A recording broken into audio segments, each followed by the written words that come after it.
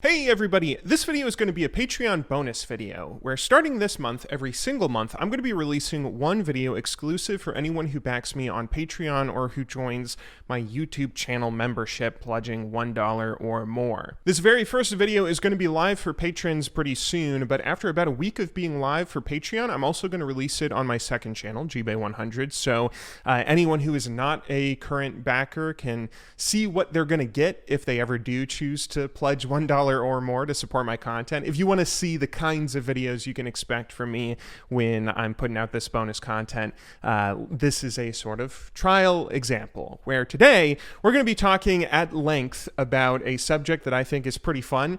I'm going to be talking about everything I have learned being on YouTube for more than a decade. So I've been a YouTuber ever since October 31st of 2012, meaning this year, 2022, marks a decade of me on the platform, where basically that entire time I've been using YouTube as my primary income source. It has been my full-time job for a really long time, and I have been around the block, as it were, and I don't know, I think I've learned a lot about how to make content on this site, how to be a creator. That I don't want to say I'm a successful person. I don't think that I'm anyone to necessarily look up to or anything, but I've accrued quite a bit of knowledge in terms of the ins and outs of how YouTube works. I've also learned quite a bit about how to be a great YouTube viewer. I first made my account in August of 2007, I think it was, pretty shortly after the creation of YouTube. I created an account to subscribe to my favorite RuneScape YouTubers, and ever since then, I've kind of been using YouTube as my primary mode of entertainment.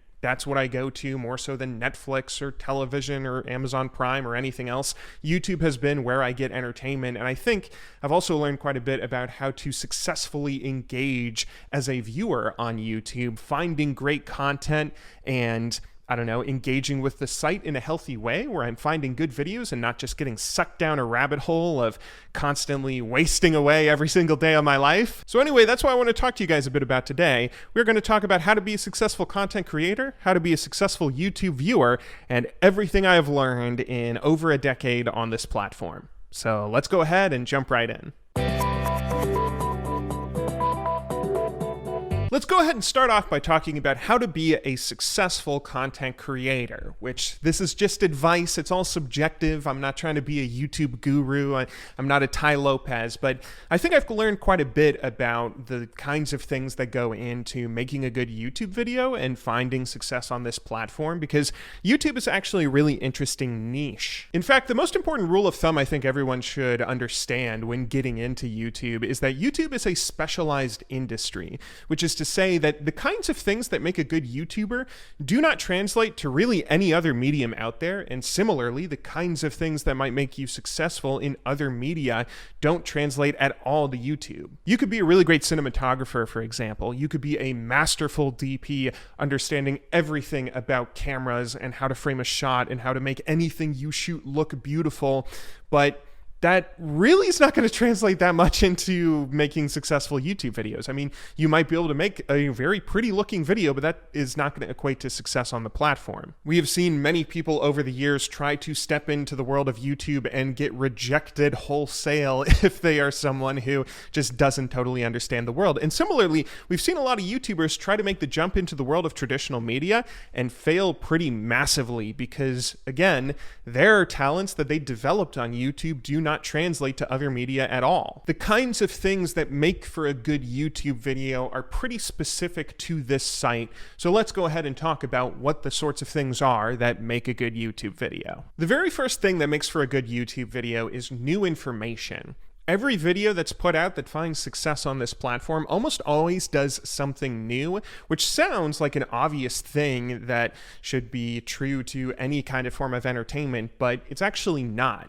On YouTube in particular, it's really important that whatever your genre of content is, you should be giving your audience something new. You should be telling them new jokes if you're a comedian. You should be giving them new kinds of video game reviews if you're a reviewer. You should be telling them stories stories they haven't heard. If you're a documentarian, or if you want to do some sort of challenge, you should be doing a challenge that people haven't thought of or who haven't seen. The big key to YouTube is entertaining your audience in a way that they didn't know they could even be entertained. This is one of the things that makes YouTube unique. Traditional media does not have to worry about this at all. If you look at the world of television, it's totally possible to have a TV show that is somewhat formulaic in its 22-minute runtime, and people might love it. And if they do love it, you can kind of just keep on doing that formula for 10 years at most. And I mean, there might be some sort of slight change in the story as things go along, but you can be doing the same sort of story beats and the same sort of formula,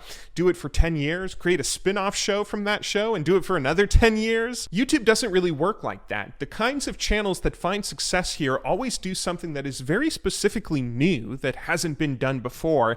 And if they ever fall into a formula of just making the same content over and over and over in something that feels boring or stale or formulaic, then that is when a channel declines and often dies. And maybe the best example of this is the old YouTube channel Epic Mealtime. Back in 2010, there was a channel created called Epic Mealtime where it was like a cooking show on acid. These guys would create these dishes that had insane calorie counts. They were ridiculously indulgent and unhealthy, and just watching them create these food monstrosities was a really entertaining thing because it was new.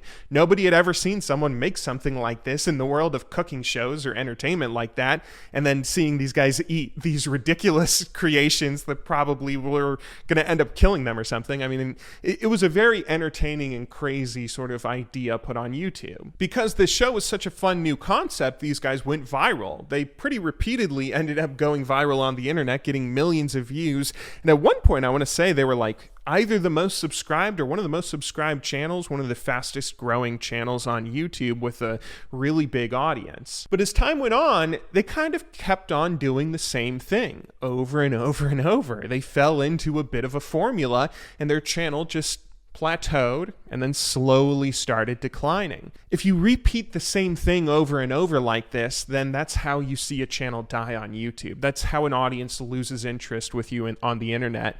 And Epic Mealtime, to this day, I think are still making some videos that are very much in the same style as what they were doing 10 years ago, more than 10 years ago at this point, but they don't see the same viewership because they got way too formulaic. They couldn't keep innovating, providing something new. The best content on YouTube will always feel fresh and feel like it's evolving or innovating in some way. A maybe comparable example of something a bit more successful would be the show Hot Ones, that show that has all these crazy celebrities come on and get interviewed while eating unbelievably spicy wings. That show, it might seem formulaic, but there's always an interesting feeling of newness to each episode. Every episode has a new celebrity coming on talking about new subjects related to their career that makes their episode feel distinct from all the other episodes out there. Every season of Hot Ones has new hot sauces that they're giving each celebrity, so you can see new reactions potentially of maybe crazier hot sauces than the season before. It's not important that you're always reinventing the wheel. I'm not saying that you have to get that new with every video you put out, but always doing something a little bit different than the last time is a really important part of finding success on YouTube. You've got to keep things a little bit fresh. The second thing that makes for a really good YouTube video and will give success to creators that harness it properly is an idea I learned somewhat recently, which is to always keep two strands of information going at the same time. So back in 2018, there was a channel named Summoning Salt that started blowing up on YouTube, where this guy would make speedrunning documentaries documenting the history of various different video games and the speedrunners that made it the goal for them to try and beat that game as fast as possible. He did these world record progression videos talking about the very start of that game's history and the earliest known speedrunners and the progression all the way up to the world record holders of today. These videos are really great. I mean, I've taken a lot of inspiration from them myself over the years, and they were genuinely good videos. But in 2018, this channel just started blowing up everywhere. I mean, it deserved it, but these videos were being promoted all over the place. If you were on YouTube back then, you probably remember seeing these in your recommended feed, and a lot of people were kind of wondering, like, what is it about this channel that has all of these videos being pushed so heavily by the algorithm? What did this guy do right? Well, what I think he did right was he accidentally fell into a really classic storytelling structure, which is to have an A plot and a B plot. In traditional film and television, there's always been this idea that if you have multiple plot threads running at the same time, you'll engage your audience more than if you just had one singular story unfolding over the course of an entire film or TV series. So if you're watching a TV show like Seinfeld, the main plot might be something going on with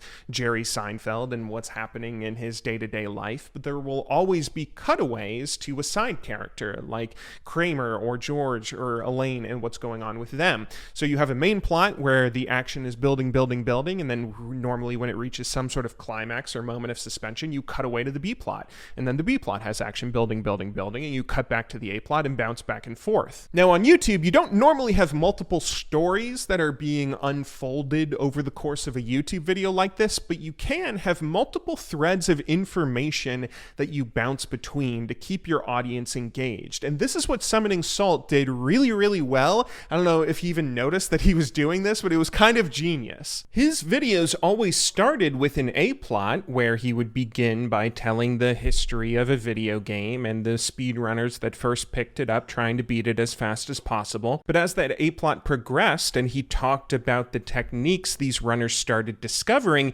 he would always cut away to a B plot where he had to explain the mechanics of the game, explain how the game, how it works, how it's coded, and how these exploits work that these runners then started discovering. He would explain for a little while and then cut back to the A plot and fall into this really nice A plot, B plot structure. And bouncing between these two different plots keeps his audience engaged. And there is nothing YouTube loves more than engagement. That is one of the primary things the algorithm looks for to try and push videos to new creators or to new viewers if a creator is starting to blow up. This is one of the things that makes for a really great YouTube video. And it doesn't have to be literal plot threads. Again, it can just be ideas. If you watch an H-Bomber Guy video where he's talking about what makes Fallout New Vegas fantastic, you'll notice that it isn't just one constant storyline or plot thread of information. He's bouncing between different elements of the game. He's breaking his video up into different chapters that each have their own core ideas that he bounces between, and that's how the video feels fresh. That's how you can watch a 2-hour video and never get bored. This can be as in-depth as having actual multiple plot threads that you're going between, or it can be something as simple as having a main video's purpose being just you talking to a camera and then a cutaway to some sort of joke or skit or something. Like, it's always important to not just give one constant thing over the course of a video. Make sure you're always running multiple plot threads. If you are just sitting in front of a camera and talking nonstop about one singular subject, then generally speaking, you're doing something wrong. The third and final key that I think is important to having any sort of successful YouTube video is to always create at least 33% of your content being invitational art. Invitational art is a really interesting concept that I don't know if it has a formal phrase or definition or if it's been studied in academia or something, but I will talk a little bit more in depth about it here in a moment. Anyway, those are the things that I think are really important when it comes to creating a good YouTube video or a good piece of content. But being a creator is a little bit more than just making good videos. You have all sorts of different stuff like your mindset when it comes to the creation process. And there's one piece of advice that if there's any creators out there watching this, I highly suggest that you heed this. Ignore the algorithm. Don't worry about the algorithm. Don't obsess over the algorithm. The algorithm it's nothing, okay? The algorithm is there to promote good content on YouTube. And if you make good content, the algorithm will promote it. That's generally a rule of thumb. I know a lot of people might hate me for saying this, and it's fine if you disagree, but in my experience, the algorithm promotes good content, and the content it doesn't promote needs to improve in some way before it starts promoting it. Now, there are reasons a video will not get views on YouTube. A video won't get views if a channel is not partnered sometimes. A video won't get views if there's an age restriction placed on it, maybe if there's like a copyright strike or something along those lines. There are reasons why a video might not find success beyond just the quality of the video. One more exception I forgot to mention is that some videos simply are invitational art. Some videos will not get promoted by the algorithm because they aren't for everyone. If you make a video that is a very personal artistic piece that is maybe made more so for you than your audience, the algorithm will recognize it and not promote that video. That doesn't mean the video is bad or that there's anything wrong with it. Like, there are exceptions to why a video will not be promoted, which don't have to do with the video's quality. But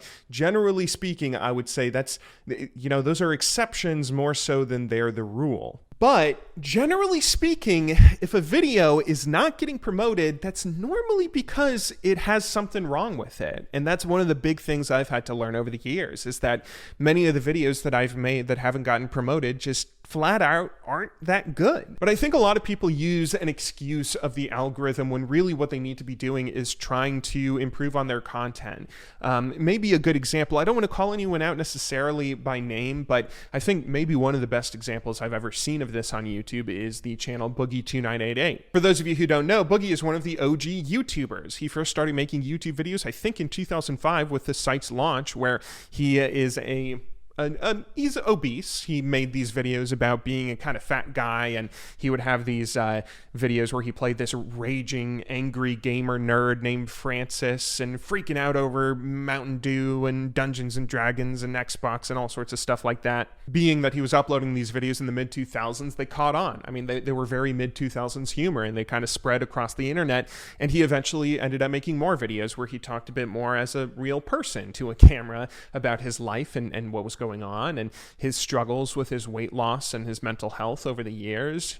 And he ended up finding a lot of success on YouTube. But as the years went on, he kind of kept on doing the same sort of thing. He wasn't providing new entertainment. He was getting formulaic with his content. And as a result, his views have kind of suffered, at least for being a channel that has 5 million views. And I think he probably blames the algorithm a little bit. I know that he might get age restricted on some of his Francis content, and, fair play if that actually is suppressing his videos to some degree. But, if I were his manager or producer, I would say that he needs to be entertaining people in a new way. He can't be falling into formulas, and he shouldn't be blaming the algorithm necessarily if he's upset with some of the view counts that he's getting, because I think that focusing on improving the content is kind of one of the most important things that he should potentially be looking at right now. And it's really easy for YouTubers, especially anyone that's plateauing or going on a bit of a decline, to look at the algorithm and say that, oh, this is why my content isn't working. But normally it's because you kind of got to reinvent things. You got to do something to improve as a creator, because normally that's the problem. It's not the algorithm. The best thing that you can do if you're a creator is just try to focus on improving your content in some way or another. Focus on providing new entertainment, telling new stories, telling new jokes, doing something new, running multiple plot threads.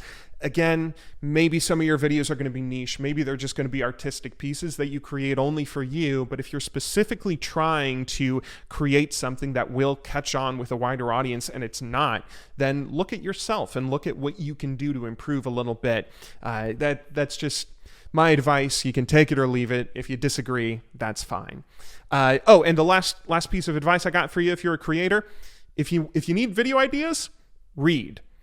Don't look for them online. The internet these days is oftentimes just people passing the same information back and forth over and over. You're not going to find new information on the internet. The best place that you can find new information is read. Read some books, read some nonfiction, read some historical fiction, read fiction if you want. I mean, books are a really great way to get your creative juices flowing, as it were. And that is the best place I think that anyone can go if they're looking for some sort of video ideas. Anyway, though, let's go ahead and get away from the vain exercise of talking about being a YouTuber, being a content creator. Let's talk a little bit about how to get the most out of YouTube from a viewer's perspective. Now, in my opinion, as a YouTube viewer, YouTube is a really awesome and exciting platform because It will show you pieces of content that are some of the most inventive, creative artworks that people have ever made before. I genuinely believe that. But with that being said, it is just as easy to fall down a rabbit hole of watching all sorts of stuff that after you watch it, you realize you were just wasting your day. My content is good. Don't use that quote against me. Maybe the best example of what I'm talking about, though, can be described by Louis Rossmann, who's a YouTuber that at one point a couple of weeks ago made a video that got him in a bit of hot water where he said, you shouldn't ever feel guilty about using ad block. As a YouTube viewer, what you should do is you should feel fine ad blocking all of the channels that you watch. But if there's someone who you are actually getting any amount of quality time after, you should just donate $1 to them. Donate $1. It'll probably be more than the ad revenue over the course of an entire year you otherwise would have given them. And just $1 is not anything. Just donate $1 to every creator that you genuinely enjoy. But if you are watching a lot of a particular creator and you don't actually enjoy their content enough to donate $1 to them, then what are you doing watching their content? That's probably not a good sign. You're probably wasting your time, and you would be better served if you were reading or going outside, going to the gym, doing anything else with your life. I think being an astute YouTube viewer is actually a little bit of work. It sounds a bit odd, but I think that you kind of have to put a bit of effort to find the genuinely good stuff on the platform, and you have to use some tricks to find the good stuff while not getting sucked down a rabbit hole of all of the mediocre content that you're just watching because you don't want to work and you're killing time while you're at your cubicle or something along those lines. So anyway, I'm going to tell you guys some tips that I've kind of learned to find quality creators over the years and maybe even influence some of the creators that you do follow. First and foremost, the best advice I think I can give is use the algorithm to find creators, but then do a deep dive on that creator to find potentially their best content. As I've been saying for a little while, invitational art is a really important tool that every creator should be experimenting with. And let me go ahead and just explain what I'm talking about with this that I keep on referencing and bringing up. So one of my favorite YouTubers of all time has since retired, but used to run a channel named Digibro. And this creator, Digibro, used to have a video where they talked about an old light novel series from Japan that they read named Boogie Pop, where Boogie Pop had an author named Kohei Kadoto that at the end of the first novel wrote in a little afterword thing a bit about the experience that they had in trying to get the novel published. And what this author said was that oftentimes when taking their work to publishing houses, a publisher would say, we really like your writing and we think it's really good, but this is too niche. It's too strange. It's too out there and artsy for our audiences. Our audiences are not going to connect with your writing. And this author kept on getting rejected because of that over and over and over. And eventually the author developed a really passionate frustration when looking at pop media, being very very jealous, but also admiring pop sensibilities that could appeal to wide audiences. And so what the author then did was take a look at the work that they had done and start trying to rewrite it in a way where you're trying to appeal to a pop sensibility, but you're trying to put just enough of your own personal edge in the work. You're trying to put a little bit of boogie to the pop, hence the phrase boogie pop. Now, this is a really important idea for anyone on YouTube. A good YouTuber will always be able to do this. They'll be able to see what is popular, what people are doing, what audiences want to see, and they'll make content that can align well with audiences, but also just be a little bit weird, a little bit interesting, a little bit creative or goofy in their own personal, unique way. This is a really important part of creating, especially at the early processes of starting a YouTube channel. When you're creating content, it's important that you're having, again, I'd say about 33% of your videos being invitational, where someone should not necessarily have to understand your entire history or your entire lore to be entertained by your video. You should be able to go and, like, your future father-in-law, if he asks you, what do you do for your career and you have to show them a YouTube video, you should be able to pull up a YouTube video and say, hey, this is, even though you don't know anything about me or you don't know anything I'm talking about, here's a video that should entertain you, even though you're a complete stranger to the content. A YouTuber should always have certain videos like that, which are the videos that those are the ones that go viral. Those are the ones that get huge audiences and end up growing a channel and, maybe being the entry point for new viewers. So anyway, from a viewer's perspective, this is what I found at least.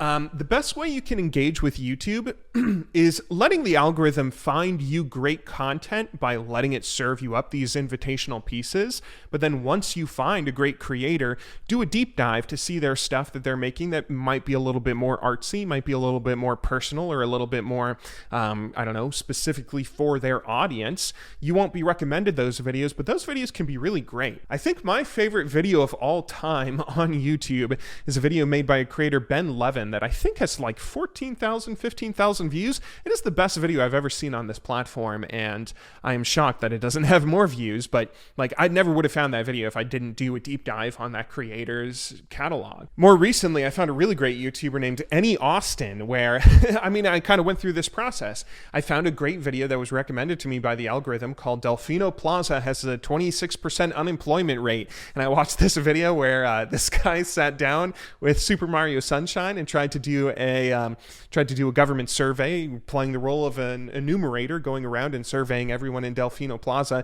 to try and figure out whether every NPC was either employed or not employed, and then giving an employment report at the end of the video. It was hilarious and genius, and it's the perfect kind of thing that will, do well in the YouTube algorithm. Delfino Plaza, a relaxing beachfront town full of bustling markets, scenic hangout spots, and even a prison. But what's really going on underneath the surface? How is the local economy? But then I started watching that person's catalog of older videos, and this guy makes some really great, creative, inventive videos that would not ever get picked up by the algorithm, like just going around and appreciating skyboxes in various different games, or going to weird spots in video games that make you just feel a little bit weird, or examining a bunch of $2 games on Steam. There's a lot of more niche content that he makes that is just as good, if not better, than maybe some of his more popular stuff, but that's kind of stuff that's not going to get pushed by the algorithm. So anyway, my advice to you, use the algorithm to find stuff, but then subscribe to channels and use your sub box to keep on following them. I know a lot of people say that like YouTube doesn't promote creators that you subscribe to. If you use the sub box, if you go to the subscription feed instead of your homepage, you will see every single upload from a channel, from every channel that you subscribe to. I've never seen a channel that I am subscribed to not have videos pop up in my sub box of that channel. And I think that's maybe the best way to engage with YouTube. Like, spend some time on the algorithm, some time on your homepage looking at recommended stuff, looking at new stuff that YouTube pushes to you, but then engage with the creators that you resonate with, and engage with some of their catalog that maybe might be a bit more challenging, but could be more rewarding as well. The next piece of advice I have for you is, okay, I don't want anyone to hate me for saying this. Avoid content that has high production value. And let me explain before you hate me and dislike me and yell at me for this. Let me explain what I mean by this. All of the best content creators on YouTube, at least in my opinion, have a little bit of weird edge to them. Weird edge that you just find on the internet. Stuff like what we've been talking about, weird ideas like Epic Mealtime, or just funny senses of humor like H-Bomber Guy. And when many of these creators find initial success on YouTube, one of the first things they do is start investing in better equipment and increasing their production value. Now, most of the time when these guys increase their production value, they end up still keeping that funny, goofy internet edge. And so I'm not saying that these kinds of channels should ever be avoided. There are plenty of people with high production value that have really great content, and they are still goofy, and it's quality content that just so happens to be great production value. I want to make it clear that is not what I'm talking about. What I'm talking about is that there are some creators on YouTube that almost use sleek editing and high production value as a crutch where the substance of their video might be a bit questionable, but they're still able to find a lot of success because they mask some of their errors with really quick, fancy, good-looking edits. To give a specific example, recently I found a new creator that has some of the most beautiful visuals I have ever seen on YouTube. I found this creator because a video of theirs was recommended to me called Detroit Become Human, It's Bad. Now, this video appealed to me very much. Firstly, it looked like there was original art in the thumbnail, which I always like, and I picked up Detroit Become Human when it came out. I played it for like 4 hours or something and got bored and put it down. I'm always interested in David Cage and his games, and I'm curious as to what this creator would say about this game, so I earnestly clicked on the video. This seemed like a video that was tailor-made for me and my interests, and I was very excited to see what he would say. But then let me read how the video starts off, okay?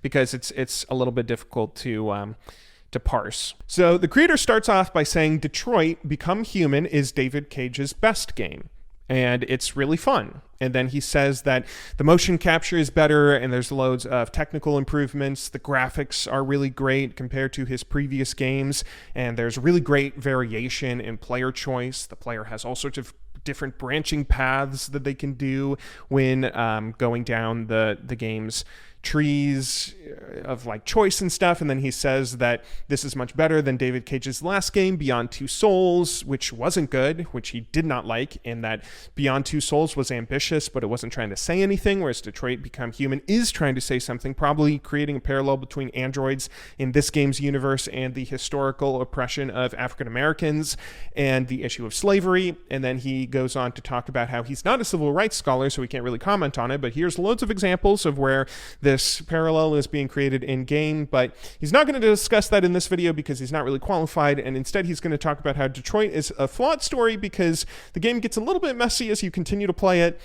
And at this point, I'm just so sad because we're like 3 minutes into this video and this script feels like it's all over the place. This dude, like, his visuals are seriously some of the most beautiful visuals I've ever seen on YouTube. It is incredible how this guy was able to build a unique sense of style that is so clean and so beautiful and so awesome. I love it.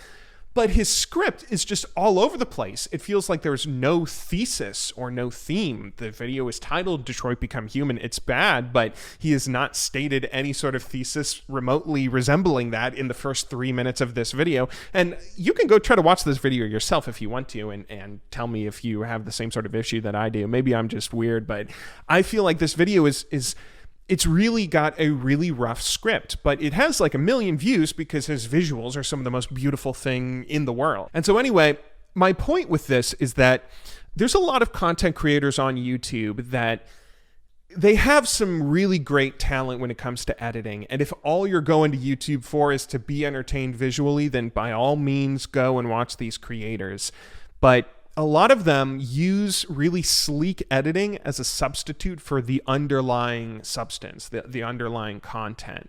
And I don't really like engaging with that kind of stuff. So I am immediately wary anytime I see someone that has particularly great visuals. Like if you were to take some of these creators and they were to just sit down in front of a camera and read their script out, they would not get nearly the same amount of views that they would with all of their fancy edits. There are people that are able to find success doing that, like Jenny Nicholson. You know, she will sit down in front of a camera and the entire video is nothing but her talking to a camera with some occasional interspliced visuals of whatever it is that she's talking about, but she'll be able to entertain you for 4 hours talking about a mediocre theme park that you've never heard of and you'll never visit, and it's like completely esoteric subject material, but she is that entertaining and that well structured in her writing and scripts, and I mean, like, that's the kind of content I think that should really be celebrated, and at least for me, that's what I like to watch. So I'm immediately suspect to anything that has super sleek visuals. I hope you understand what I'm saying,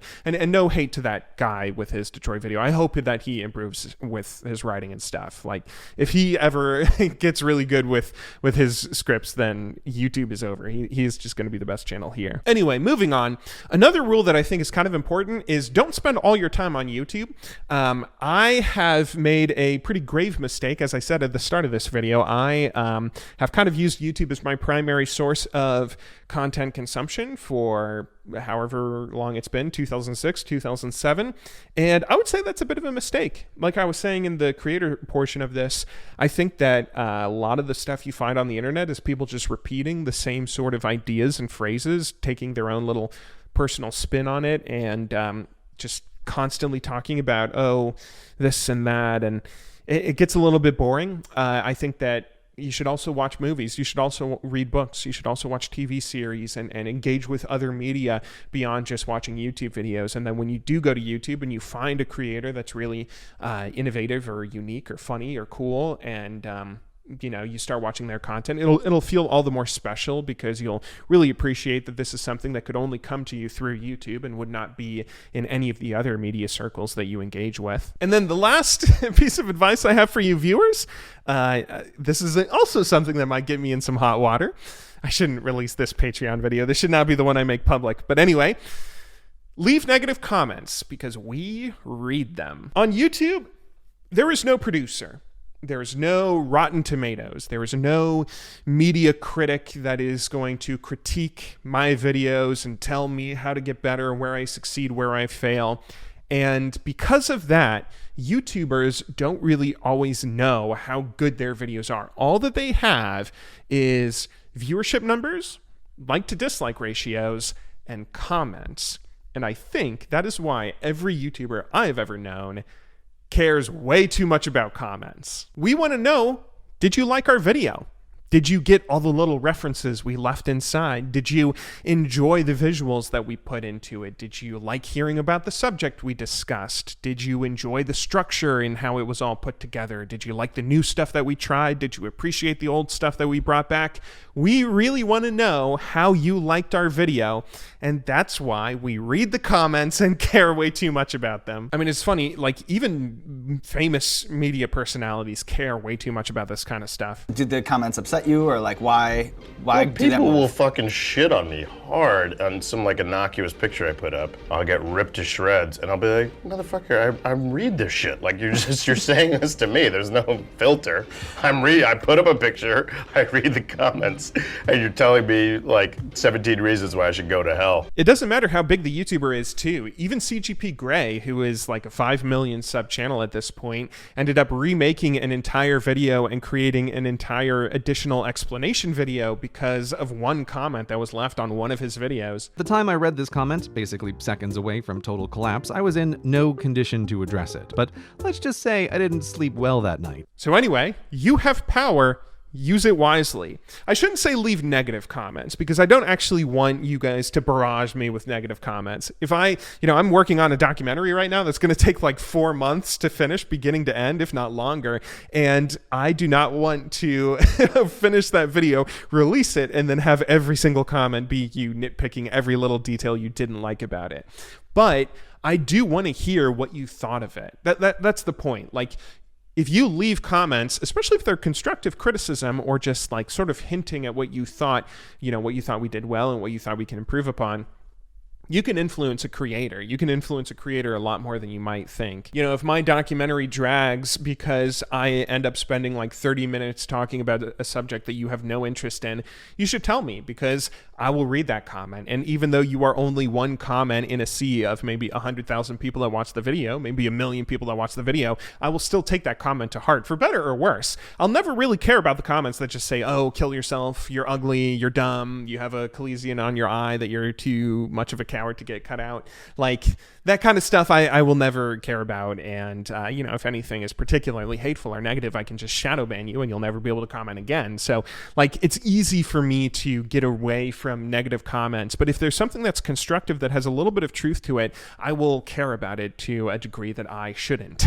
So, generally speaking, I think it's actually really valuable to leave comments that are critiquing your favorite creators because there's a good chance they'll read them and care about them and take them to heart. I think that one of, the reasons I even feel comfortable criticizing that poor guy that I just roasted for however many minutes about his visuals and stuff. Like, I only feel comfortable critiquing him because, I don't want him to ever like take my comments to heart and feel terrible about it. But if he were to ever hear like what I said, and if he were to then get better at writing his scripts, like, that would be awesome. You know, I would love for him to improve his craft. And similarly, I would love to be able to improve my craft. If there's something that's particularly wrong, if there's something structurally wrong, like that's what you should leave comments about. If I'm making visuals that are like blurry or uninteresting, or if you are just getting sick of seeing me in these goofy shirts against a white wall and you would rather see like more inventive visuals or something, like letting me know about that kind of stuff is important. You shouldn't necessarily critique artistic choices, because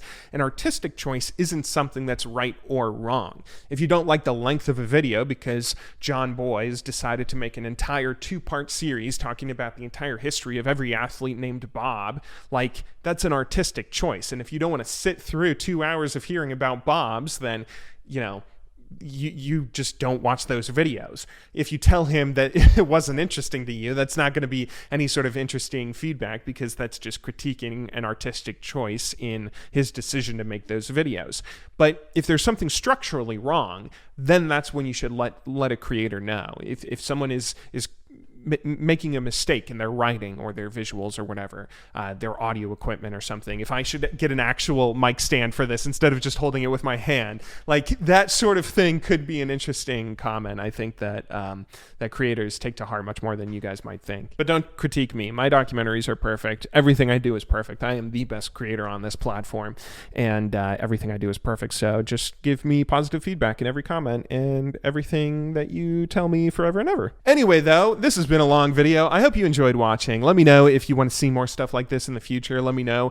Give me critique. Tell me what you want to see in these Patreon bonus videos. If you'd like me to talk about League of Legends, if you would specifically not like me to talk about League of Legends, whatever it is that you want to see from me in the future, I appreciate it. If you're one of the patrons who did pledge to my Patreon and you're watching this on Patreon now before it's live on YouTube, thank you very much for watching, and I really appreciate your support. I could not do this without the support and love that you guys give me, and I really cannot tell you enough how thankful I am. If you are on YouTube and you're watching this because I did have the balls to make this public for everyone, I hope that you consider pledging to my Patreon. But even if you can't, even if you don't, even if you're not financially able to give me $1 a month, thank you for watching my videos. Thank you for making it all the way to the end of this one, where I very vainly just sat around talking about my opinions of how I'm a genius that knows everything there is to know about this platform, and giving advice when I can't even get at 500,000 subs on my own channel.